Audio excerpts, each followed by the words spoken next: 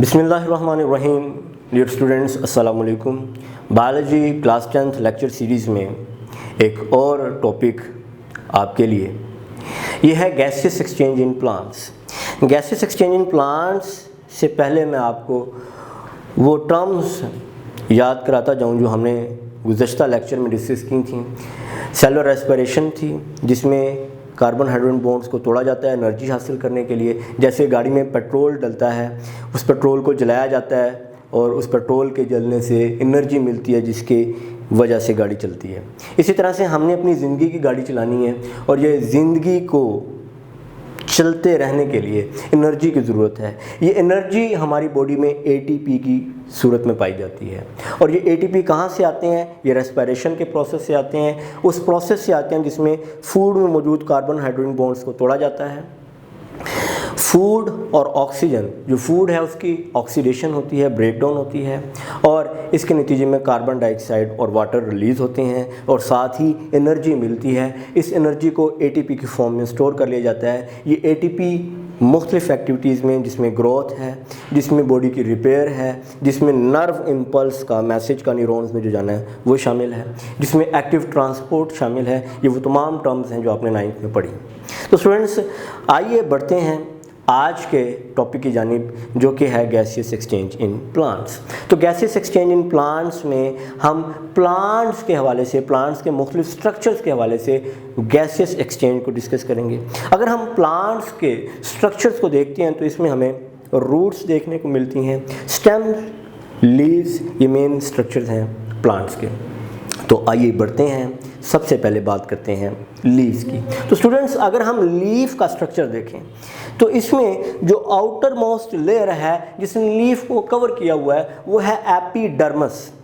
अब जो एपिडर्मस है इसमें कुछ ख़ास सेल्स हैं जिन्हें गार्ड सेल्स कहते हैं और उन गार्ड सेल्स, दो गार्ड सेल्स के दरमियान जो हमें एक ओपनिंग देखने को मिल रही है, इसको स्टोमा कहते हैं। इसकी जो प्लूरल है ये स्टोमेटा है। इसके बाद ये ऊपर और नीचे वाली लेयर्स एपिडर्मिस होगी। एपिडर्मिस, अपर एपिडर्मिस और लोअर एपिडर्मिस, इन दोनों के दरमियान मेसोफिल टिश्यू के सेल्स मौजूद हैं। ऊपर वाली जो लेयर है इसमें सेल साथ साथ पड़े हुए हैं, जुड़े हुए हैं साथ साथ, इसको पैलिसेड मेसोफिल कहते हैं। जबकि जो निचली लेयर है इसमें सेल्स के दरमियान खाली जगह मौजूद हैं, इसे स्पंजी मेसोफिल कहते हैं। इसके अलावा लीफ के अंदर वैस्कुलर बंडल्स आ रहे हैं जिसमें जाइलम और फ्लोएम है। जाइलम वाटर मिनरल्स को लेके आ रहा है पत्ते में ताकि फोटोसिंथेसिस के लिए पानी प्रोवाइड किया जाए और मेटाबॉलिज्म के लिए, ग्रोथ के लिए मिनरल्स प्रोवाइड किए जाएं। इसके अलावा जो फ्लोएम है ये पत्ते से फूड लेके जा रहा है। अब गैसियस एक्सचेंज की बात हो रही है लीफ में, तो हवा जो है स्टोमेटा के ज़रिए पत्ते में एंटर होती है। इस हवा में ऑक्सीजन है, इस हवा में कार्बन डाइऑक्साइड है। तो ये हवा की जो गैसेस हैं ये स्टोमेटा के ज़रिए लीफ में एंटर हुई, फिर स्पंजी मेसोफिल लेयर में पहुंच गई। जो स्पंजी मेसोफिल है इसमें एयर स्पेसिस हैं, सेल्स के दरमियान खाली जगह हैं, ये एयर सेल्स के दरमियान उन खाली जगहों में चले गई। उसके बाद जो सेल्स हैं उनके गिर्द पानी की लेयर मौजूद है, वाटर फिल्म मौजूद है। ये गैसेस जो हैं उस वाटर की फिल्म में डिज़ोल्व होंगी और फिर मेसोफिल सेल्स में चले जाएंगी। तो फोटोसिंथेसिस के लिए किसकी ज़रूरत है? ऑक्सीजन की। और फोटोसिंथेसिस के लिए किसकी ज़रूरत है? कार्बन डाइऑक्साइड की। और फोटोसिंथेसिस की प्रोडक्ट क्या है? ऑक्सीजन। यानी फोटोसिंथेसिस के लिए कार्बन डाइऑक्साइड गैस की ज़रूरत है। तो स्टोमेटा के ज़रिए ये कार्बन डाइऑक्साइड गैस आई और एयर स्पेसिस में गई, इंटरसेलुलर स्पेसिस यानी सेल्स के दरमियान जो खाली जगह है वहाँ पर गई, वाटर की फिल्म में गई कार्बन डाइऑक्साइड और फिर मेसोफिल सेल्स में चले गए। फोटोसिंथेसिस की प्रोडक्ट ऑक्सीजन सेल से बाहर निकलेगी वाटर फिल्म में, इंटरसेलुलर स्पेसिस में और स्टोमेटा के ज़रिए बाहर।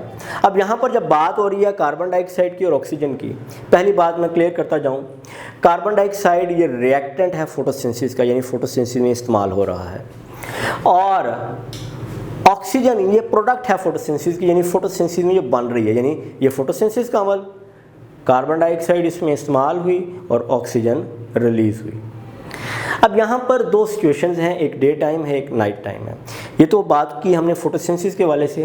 रेस्पिरेशन की बात की जाए तो वो 24 आवर्स राउंड द डे हो रही है, यानी दिन को भी हो रही है, रात को भी हो रही है। लेकिन फोटोसिंथेसिस दो वर्ड हैं, फोटो यानी कि लाइट और सिंथेसिस का मतलब है बनाना। तो फोटोसिंथेसिस जो है वो सिर्फ दिन के वक्त हो रही है।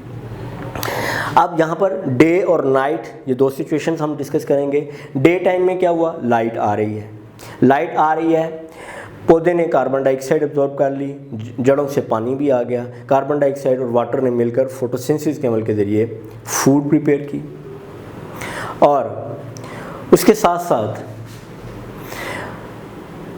ऑक्सीजन गैस रिलीज हुई। ठीक है, तो ये फोटोसिंथेसिस की प्रोडक्ट्स आ गई हमारे पास, फूड और ऑक्सीजन। रेस्पिरेशन डे और नाइट दोनों टाइम हो रही है। फोटोसिंथेसिस में जो ऑक्सीजन प्रोड्यूस हुई ये रेस्पिरेशन में इस्तेमाल होगी। रेस्पिरेशन में इस्तेमाल होने के बावजूद ऑक्सीजन बच गई, यानी इतनी ज़्यादा प्रोड्यूस हुई थी, रेस्पिरेशन में इस्तेमाल हो गई फिर भी बच गई।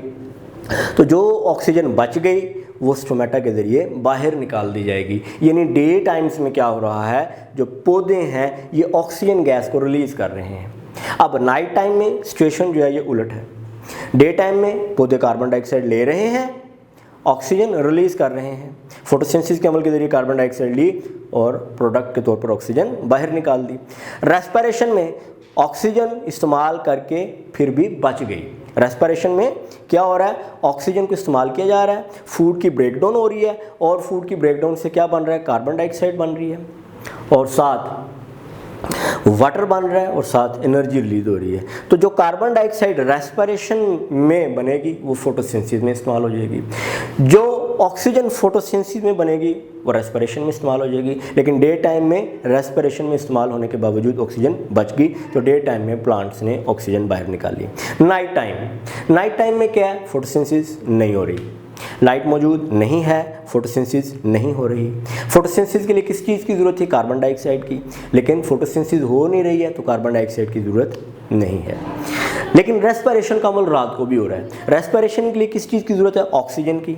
दिन के वक्त ये ऑक्सीजन फोटोसिंथेसिस से मिल रही थी, नाइट टाइम में फोटोसिंथेसिस नहीं हो रही, ऑक्सीजन नहीं मिल रही। इस वजह से पौधे बाहर से ऑक्सीजन लेंगे, रेस्पिरेशन का अमल करेंगे, रेस्पिरेशन के अमल के ज़रिए कार्बन डाइऑक्साइड प्रोड्यूस करेंगे। डे टाइम में रेस्पिरेशन से जो कार्बन डाइऑक्साइड प्रोड्यूस होती थी फोटोसिंथेसिस में इस्तेमाल हो जाती थी। नाइट टाइम में जो रेस्पिरेशन में कार्बन डाइऑक्साइड प्रोड्यूस होगी ये फोटोसिंथेसिस में इस्तेमाल नहीं होगी, क्योंकि फोटोसिंथेसिस हो ही नहीं रही। तो रात के वक्त पौधे कार्बन डाइऑक्साइड को बाहर निकालेंगे। तो डे टाइम में कार्बन डाइऑक्साइड प्लांट्स में आ रही है, ऑक्सीजन बाहर निकल रही है। नाइट टाइम में ऑक्सीजन प्लांट्स में आ रही है और कार्बन डाइऑक्साइड बाहर निकल रही है, यानी कि रात के वक्त पौधे कार्बन डाइऑक्साइड गैस रिलीज़ कर रहे होते हैं, इसलिए कहते हैं रात को पौधों में नहीं सोना चाहिए। इसके बाद बात करें अगर स्टेम के हवाले से, ये हमने बात की है गैसियस एक्सचेंज इन लीफ। अब गैसियस एक्सचेंज इन स्टेम्स की बात करें तो जो स्टेम है ये इम्परवियस है गैसियस एक्सचेंज के लिए, यानी इसमें गैसों का तबादला नहीं होता। लेकिन यहाँ पर कुछ ख़ास पोर्स मौजूद होते हैं जिन्हें लेंटिसल्स कहते हैं। इन लेंटिसल्स के ज़रिए गैसेस जो हैं वो प्लांट में अंदर और प्लांट से बाहर जो हैं वो मूव करती हैं। तो gaseous exchange in stems it occur through lenticels. उसके बाद अगर रूट्स की बात की जाए तो रूट्स में जो गैसियस एक्सचेंज का प्रोसेस होता है वो डिफ्यूजन के अमल के ज़रिए होता है। जो सोइल है उसमें स्पेसीज होती हैं, उन स्पेसीज में गैसेस मौजूद होती हैं। प्लांट्स जो हैं वो उनकी रूट्स डिफ्यूजन के अमल के ज़रिए गैसेस का तबादला कर लेती हैं। अब यहाँ पर लास्ट में बात होगी gaseous exchange in aquatic plants की।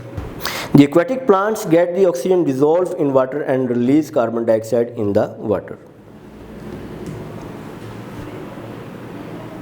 तो अब हमने यहाँ पर ये सीखा कि एक्वाटिक प्लांट्स, एक्वाटिक किन्हें कहते हैं, जो पानी में पाए जाते हैं, यानी ये गैसेस को हासिल करेंगे थ्रू वाटर।